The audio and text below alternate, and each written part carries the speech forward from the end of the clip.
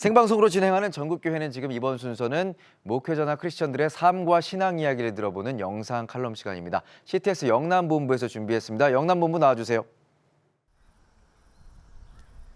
네, 안녕하세요. 영남본부 성윤근 기자입니다. 자녀가 믿음의 사람으로 잘 성장하기까지 묵묵히 자녀들을 위해 기도하시는 분이 바로 우리들의 어머니신데요. 위대한 신앙의 사람들을 보면 그 뒤에는 어머니의 눈물과 기도가 있다는 것을 성경을 통해서도 잘 알 수 있습니다. 오늘은 울산을 대표하는 교회, 어머니와 같은 사랑으로 지역과 이웃을 섬기시고 계신 울산교회 정군두 목사님을 만나보실 건데요. 목사님께서 이야기하시는 어머니의 한결같은 사랑과 신앙, 영상을 통해 보시겠습니다. 저한테 어머니는 신앙이 무엇인지를 보여주셨고요. 기도가 무엇인지 저로 하여금 가르쳐 주신 분인 동시에 교회를 어떻게 헌신해야 되는지를 보여주셨어요. 그런 면에서 어머니는 제 목회의 모든 모범을 보여주신 분이다.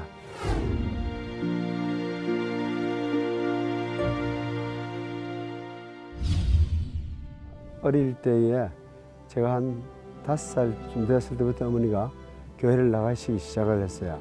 우리 아버지는 당시만 해도 무신론자였기 때문에 기독교 신앙에 대해서 그 어떤 가치를 인정하지 않았지만은 아버지가 병원에 입원해가지고 있는 가운데서 사랑하는 아내의 홀로됨을 생각할 때 신앙이라도 갖도록 허락해 주는 게 낫겠다. 이래가지고 이제 교회 생활을 시작하게 됐죠. 처음 신앙생활을 시작하니까 동네에서부터 핍박이 많았죠. 그렇게 잘 챙겨주는 그 문중 이웃과의 관계였지만은 교회를 나가고 나니까 그때부터는 핍박의 대상이 되고, 그때는 기독교라는 말을 잘 쓰지 않았고 예수교라는 말 대신에 야소교로 그랬습니다. 야소교 믿어서 망한다고 그렇게 동네 사람들이 모두 이야기를 하고, 그런 상황 속에서도 늘 마당 한가운데서 이렇게 기도하시면서 기도로 이렇게 첫 신앙의 뿌리를 잘 내렸던 것 같습니다. 초등학교 5학년 때인데 여름이었던 것 같고, 가정예배를 드리고 나서 방 2개 있었는데 그때는 아버지는 작은 방으로 가시고 폐결핵하고 당뇨였기 때문에 아버지가 기침을 계속 하시니까 어머니가 아버지 방에 아버지한테 가봐라 그러더라고요. 그래서 내가 들어가니까 방문 딱 여니까 요강 앞에 객혈을 하셔가지고 피가 튀기 있는 걸 보게 됐어요. 그러면서 아버지를 이제 모시다 드리고 아버지가 있던 방에 들어가가지고 무릎 딱 꿇고 앉아서 기도했어요. 하나님, 우리 아버지 5년만 더 살려주시면은 제가 목사가 되겠습니다. 그래야 되는데 그 말 하기가 너무 두려워가지고 조금 피해갈 길을 마련했는데 50명에게 전도하겠습니다. 50명에게 전도하는 것은 목사가 되지 않고도 할 수 있는 일이니까 그렇게 기도를 했던 기억이 있습니다. 그리고 정확하게 5년 더 살아 계셨고요. 이제 아버지가 돌아가실 때쯤 돼가지고는 아이들이 어려워한데 사실 눈을 감을 수 없는 상황이었잖아요. 돌아가셔도 눈을 못 감는 경우들이 있거든요. 눈을 쓰다듬어 딱 주면서 눈 감고 떠나시라고. 부모가 없어도 얼마든 자식들이 대학도 가고 유학도 가고 하는데 눈 감고 세상 떠나시라고 눈을 감겨드리니까 눈에서 눈물이 치르르 흐르는 것을 제가 지켜봤던 기억이 있습니다. 그러고 나서 이제 어머니는 사실 하늘을 바라보면서 기도하는 것 말고는 다른 방법이 없으니까 새벽에 어머니가 기도하셨던 장소에 가보면은 눈물이 흘러 있었던 것, 눈물이 마르지 않는 눈물이 흘러 있었던 것을 제가 어릴 때부터 보고 이렇게 자랐습니다. 제가 6학년을 졸업했을 때쯤으로 기억을 합니다. 저희가 교회 없는 마을에 이사를 와가지고 복음을 듣지 못한 사람들이 어린 아이로부터 어른들까지 많으니까 하동, 금남, 노량이라고 하는 저희 집에서 노량기도소라는 이름으로 노량교회를 개척을 했습니다. 당신이 복음을 듣고 삶이 달라졌기 때문에 그렇게 하는 것이 복음을 받은 사람으로서 당연한 일이라고 생각하셨어요. 그리고 처음 교회를 저희 집에서 시작할 때는 동네 사람들이 예수 믿으러 오질 않습니다.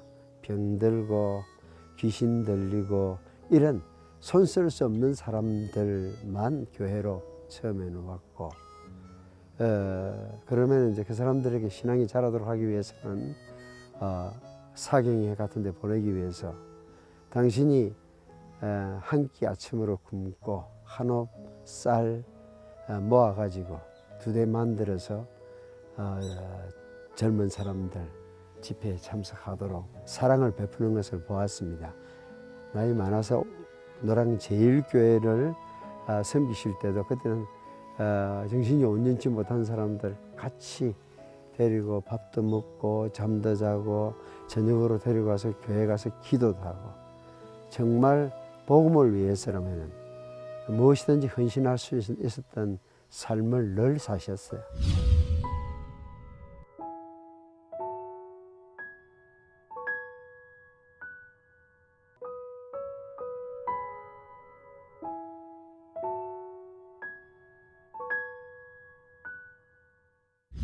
한 번은 이제 서울에서 개척교회를 하고 있을 텐데, 2번째 개척교회를 할 때 새벽 기도를 마치고 이제 나오는데 어머니가 최전에 앉아서 이렇게 채소를 갖고 계시더라고.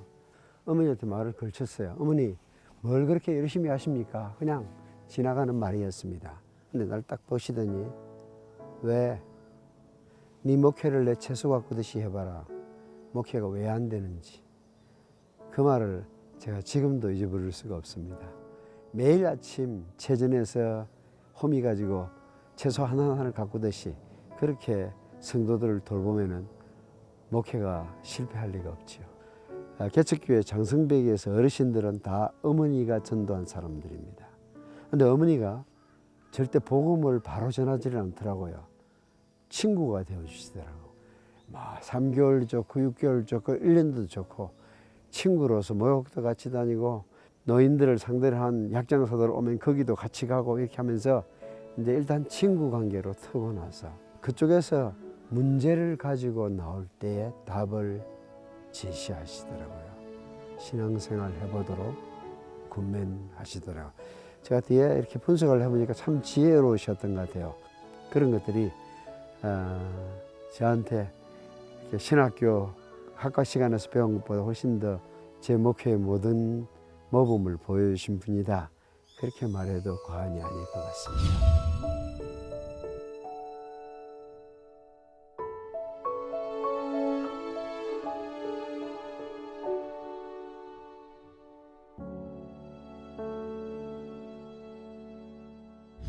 지금까지 이렇게 목회를 해오면서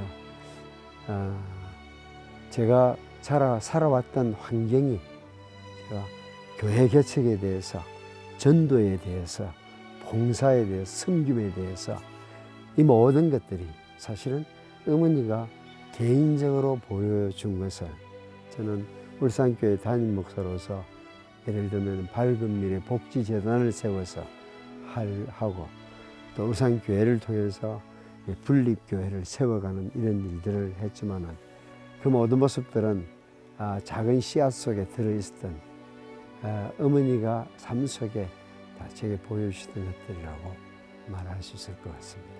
그 엄마의 무한한 사랑이 있었기 때문에 오늘 우리 같은 사람들이 있다는 것을 생각하면은 엄마의 영향이라고 하는 것은 정말 지대합니다. 그러나 엄마의 마음이 아이들이 공부 잘하는데, 대학 잘 가는데, 직장 잘 가는 데만 놓여 있으면 절대 그 아이들 신앙의 사람 될 수 없습니다. 정말 좀 객관적으로 자기 자녀를 바라보면서 위해서 기도하는 어머니들이 이 시대에 많이 나왔으면 좋겠습니다.